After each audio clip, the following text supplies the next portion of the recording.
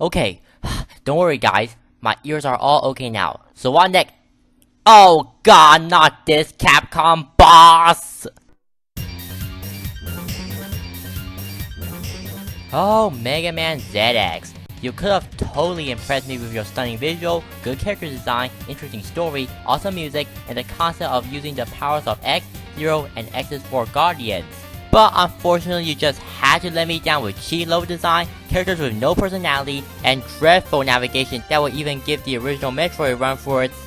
Does the Metroid universe even have any currency? As for the bosses themselves, I'm kinda indifferent. They're not the best, but as long as you get their pattern down, I can stomach them fine. However, there are still several bosses that made me rage, and the worst of them all is the rematch with Pandora and Prometheus. When I saw this fight for the first time, I thought it would be awesome. Not only you're fighting two of the major antagonists in the game in one battle, but you also have their rockin' boss team playing in the background and be setting the city on fire. How awesome is that? But if there's something you should learn is that good concept does not equal good execution. All this fight consists of is one of them appearing on the arena to attack you, and when either Prometheus or Pandora are finished, they'll let the other one finish their job for them. That doesn't sound bad, but let me describe the attack they use. Pandora still has her lightning attack, which you need good timing to avoid, otherwise... And while her snowman attack is altered, it's not too hard to deal with. Prometheus still has his energy ball attack, which again, you need good timing to avoid, but it's kinda hard to do that as the arena is only one screen long. You can attack the skulls that shoot out the balls, but they take forever. Okay fine, I admit this joke is getting old. He also has his scythe attack and oh boy. It doesn't matter what you do, you can dash up behind him or jump over him as he unleashes his giant slash, you can still take damage from him and his giant massive slash shockwave, meaning that you have to use Model H to super jump over it. I wouldn't mind it, except I typically like to only restrict myself to using one model per boss fight, maybe Model ZX. I don't want to waste my time by pausing the boss and changing my model even in times I need to. They don't even tell you how to execute the super jump anyways. Hey Capcom, if I want to play a game where you perform weird random button combination, I play some Street Fighter. Then again, in the later game they do tell you how to execute the special moves, but believe it or not, my main gripe with this boss is the fact that there are no walls. You see, in the previous battle with Prometheus and Pandora, there are walls in the arena that you can wall jump off, not only giving you an advantage at dodging their attack, but also giving you the advantage at shooting them when they're out of reach. Here, there is none. I understand challenge, but this honestly feels more cheap than challenging. When they lose enough health, they will do a combined attack where Pandora will shoot out lightning and ice, and you need to go under them, but because they move left and right, you too need to move left and right until they stop. And you need to go at a medium speed or else you get hurt by them because of how small the space you need to go under is. Though I'll admit the attack where Prometheus goes Cowabunga is easy to avoid. Even so, this boss basically sums up this game's cheapness in a nutshell, and while you can get health upgrades in this game, like the areas, they're scattered all over the place. So you better waste more time looking up online on how to find these upgrades if you want to make this fight, let alone this entire game, easier.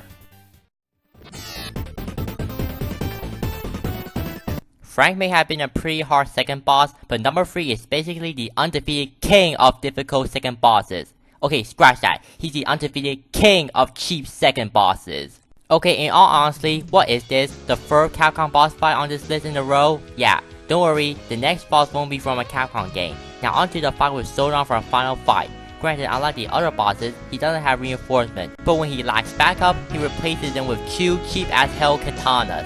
How cheap are they? Well, to put it simply, one slash will take away about half your health. I think what I just said already paints the reason why this boss is so bad. What kind of second boss would have an overpowered move like this? You can knock the katanas, the Masamunes out of his hands. You can also pick them up and use them for yourself, but when you do, he'll bull charge you.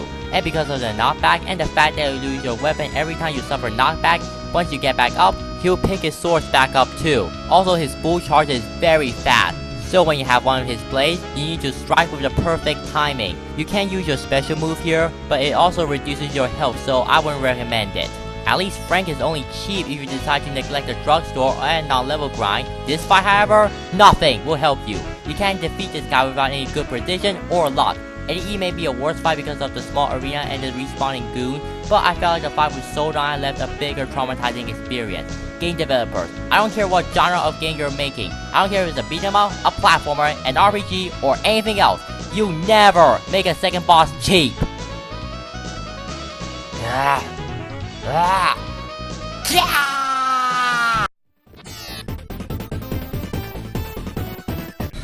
You know, guys, I'm seeing a pattern here.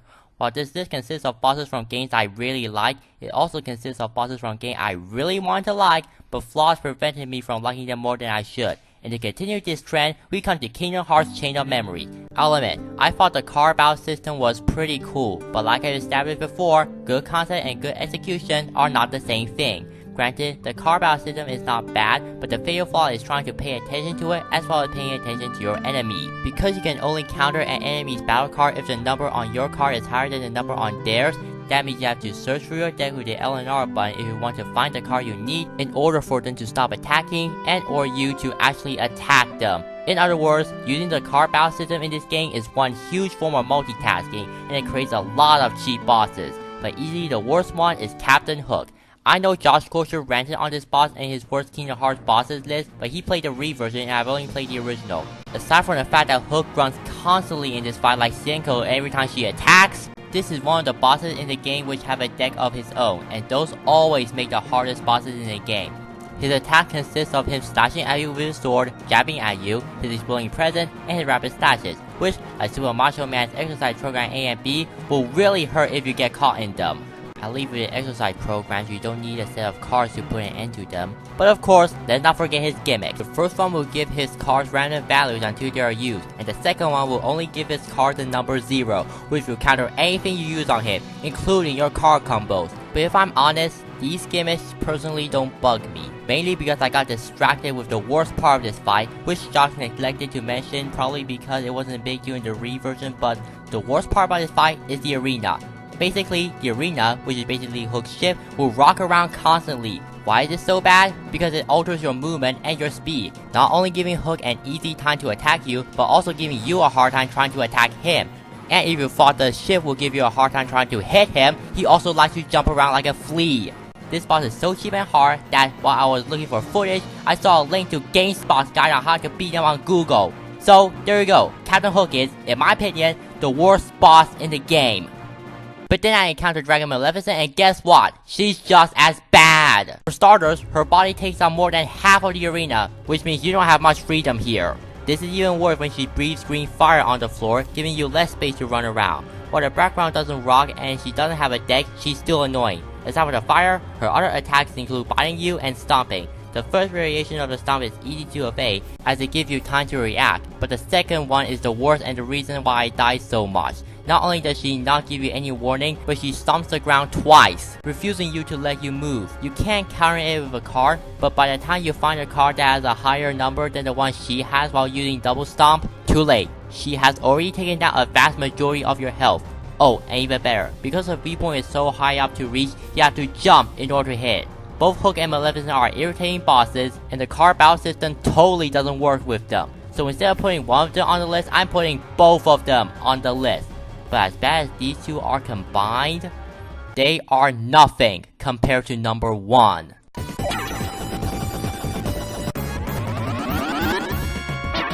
So yeah, Mega Man X6. I have already stated that this game sucks at the end of my first vocal countdown, and to some X fans, it's not hard to see why. Aside from the fact that this game was made without the help of Keiji Inafune, everything in this game is cheap. The levels are cheap, the obstacles are cheap, the enemies are cheap, and of course, the bosses are cheap.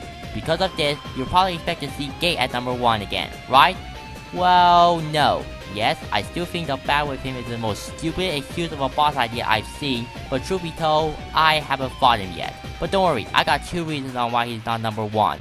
The first reason is that if I place him on number 1 here, I'd be copying the core guy's list. And the second reason, which is also the reason I haven't gone to him yet, is because that this flea just won't let me finish the game! Oh my god! This boss, this freaking boss, Infinity Maginian from Mega Man X6 has frustrated me more than any boss I ever faced. And when his stage is short yet irritating at the same time, you knew that this flea has got some extra irritation in his non-existent sleeve. His attacks include lasers, bubbles which take forever to kill, and an attack where he slides into the ground and sending arrows from the sky, which are hard to dodge because of how fast they move and how big of a target you are. I know what you're thinking. Doesn't sound so bad, what's the problem with it? Well, the problem comes when you send him flying against the wall, because if you do, it'll create a clone.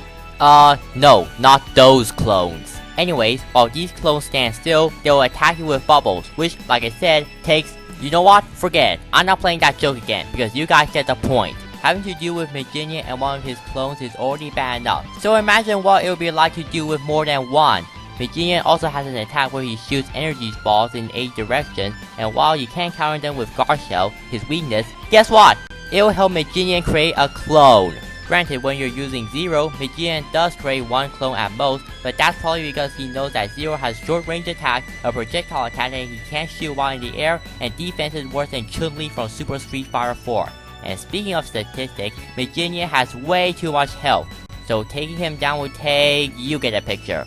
And even worse, he can heal himself.